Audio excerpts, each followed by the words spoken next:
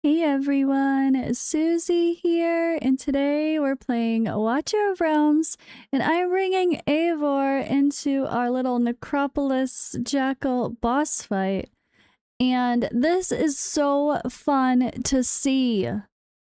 So fun to see. Neither one of them died the entire fight, and both were being buffed by Dao Chan, so let's take a look.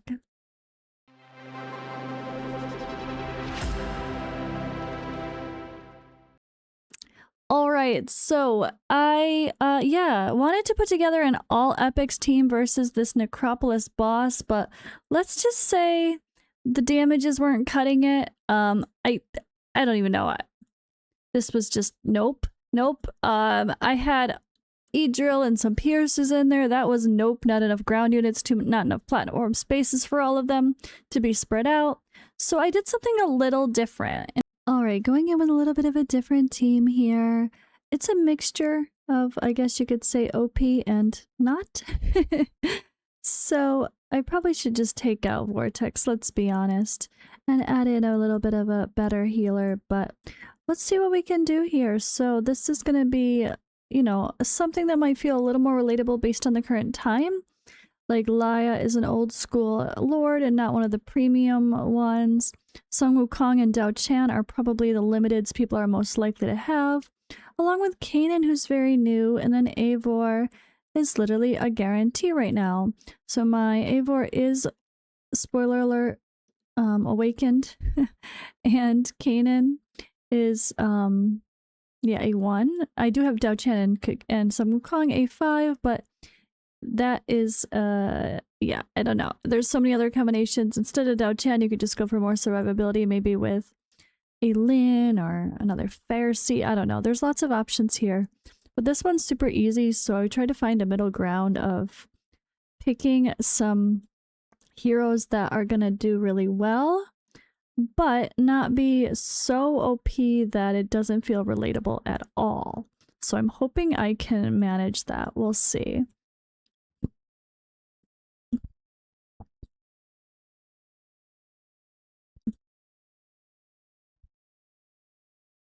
All right. So I am gonna full YOLO. And just a note when it comes to like Sun Wukong, we have Cassandra starting this weekend today as of my recording this moment. And she's gonna be a, you know, Sun Wukong replacement or another fill-in for those teams like you don't have Kagiri, you got Sun Wukong, you use them instead, etc. So do keep that in mind.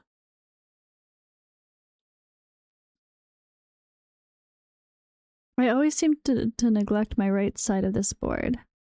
But yeah, I'm just trying to see if I can do some solid scores with kind of a, like, a mixture team, I guess. I don't really know how to say it, but it's not like the craziest team in the world, but it's not exactly the best either, or the worst either.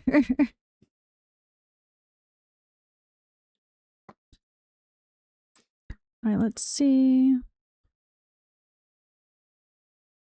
You can see we have to get that thing down.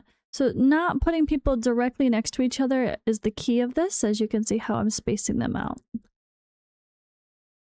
I do expect Sun Wukong to be the biggest DPS here. We'll see. I don't really know what gear I have on my Kanan now that I'm thinking about it. He might just have a YOLO quick equip set when I was just throwing him in something. I haven't actually properly tried to do any like pushes like my new Abyss team or anything like that, so he might be in pretty random gear. I kind of like the idea of doing lazy gearing, not saying you should quick equip, but just like finding whatever sets that you can put together quick. And oh wait, she's been doing that. We don't want her doing that. Except for after this, at least we want her keeping everybody alive. So always try to turn off your Narissa when you need healing or your more protection.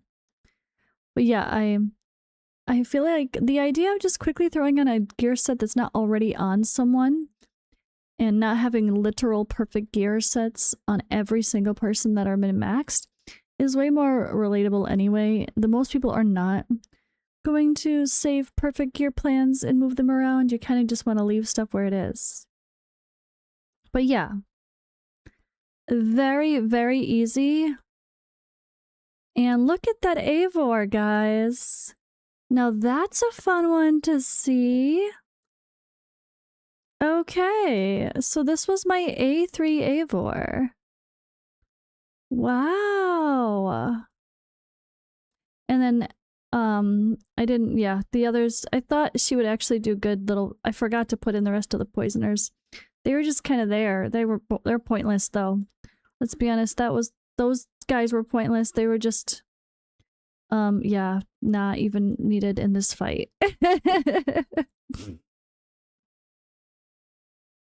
You saw, I just got double the top damage. Double. And this was the team. Literally, these guys at the top are irrelevant. The only thing they're doing is helping Narissa, as I learned after the fight. This is different, whatever, do whatever you want here. My Sun Wukong is Awaken 5, and so is Dao Chan. But you saw, I did double the needed damage. More than double. So clearly you don't need them that high of awakenings for something like this. This is a very easy fight, even at this nightmare stage. Now, massive spoiler alert for my summoning video that's coming. I'm gonna say it in a second here. So if you haven't watched my or if you really care about not being spoiled by my summons, that video is gonna come out in a day or two regarding EIVOR. You might have already seen it, but the way it happened is really quirky, so I hope you still watch the video and see me getting her to Awaken 3. I did not pull that many copies of her, but I got to take advantage of something fun in order to get those extra copies of her. So that'll be a fun video to showcase something that I haven't done yet. But look at that, guys! This little baby team, which was like completely half the team irrelevant, did Nightmare very easily. So I just wanted to show my version of this boss fight that was trying to make a budget-ish version, and I did Sun Wukong. I'm scared to see what gear is on these people. It's moved around a lot. Okay. Almost 100% crit rate. Oh, but he's got the good Watchguard one. Okay. Not the greatest piece of gear there. What is that? Yeah, he might... okay, he's got some good stuff on him. It's a mixture. It's not too bad. I thought it was worse. He's even got this unstoppable force on him. So he's got pretty good stuff. All right, all right. And of course, his fully maxed artifact. Kanan has the resonance spell on him because I didn't have his actual thing very high level. He's Awaken 1, fully skilled, and he is in some Cataclysm gear. Oh my god, I need to get my crit rate to cap. It's fine. Again, this is very lazy builds on all these heroes. And look at our queen. Our Queen Viking, EIVOR Varensdatter. Some good gear though. Look, wait, what is this? What is this piece of gear? I don't know. It's on her though. So crit damage, attack, attack. So this did have a decent little bit of crit damage added in for over 200 or 353 crit damage. So that was solid. Fully skilled. 3 awakenings, and she had shattered hilts. My Dao Chan is also Awaken 5 with her max artifact, of course, and she had just the old school Invig set on her because I had stolen the wings, the other one on Wings of Grace for someone else recently and never put it back on her apparently. I don't know. These are some lazy, crappy builds, but that makes this even more relatable. Laya, Awaken 1, Lord, but like. Did I even use her? I don't remember if I even placed her. I don't know, but she's the Lord. An old school Lord, nothing fancy there. I do have Narissa as Awaken 5, or 4, sorry, which is definitely helpful here. For like Awaken 3, her Awaken 1's pretty good too. But Oh yeah, she had my wings, good wings of grace set on because we were pushing content with her. But you could use Pharisee for damage mitigation. There's also a Lin. There's other options. Now, there's so many characters now to kind of sub in. Who else did I have in this poor team? It's hilarious. He did nothing. I think I think he has a crit rate. Yes, he does. He has very meh gear, but he's clearly not strong damage, which I kind of wanted to see. But I also didn't have him in the fight the whole time. I had originally tried doing it with some of these other piercers, and they just were not cutting it.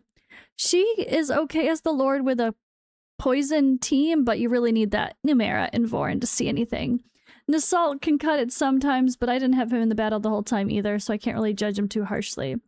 But yeah, just good old school mixture of heroes, half of them in old gear.